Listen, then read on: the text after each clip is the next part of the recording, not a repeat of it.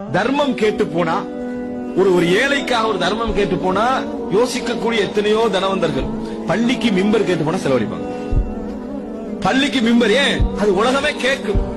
மிம்பர் மாத்திட்டீங்க ஆஜியார் தான் அப்படி என்று அது வந்துரு. ஏன்னா உலகமே கேக்கு. இவனுக்கு ஓலை வீட்டுக்கு ஒரு கூரை போட்டு கொடுத்தா அவனுக்கு ஒரு பாத்ரூம் கட்டி கொடுத்தா கேட்கறதுக்கு யாரு நிப்பான்?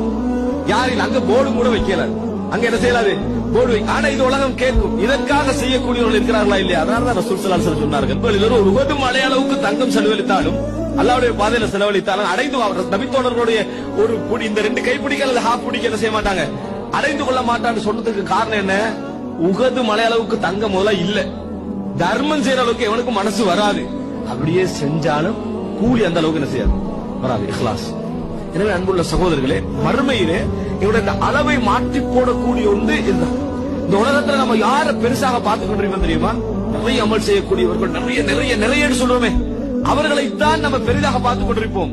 யாரோ ஒருவருடைய ஒரு ஈத்தம் பல தர்மம் மறுமையினால பெரிய இடத்துல கொண்டு வந்து வைக்கும். மறுமையினால பெரிய இடத்துல கொண்டு வந்து வைக்கும்.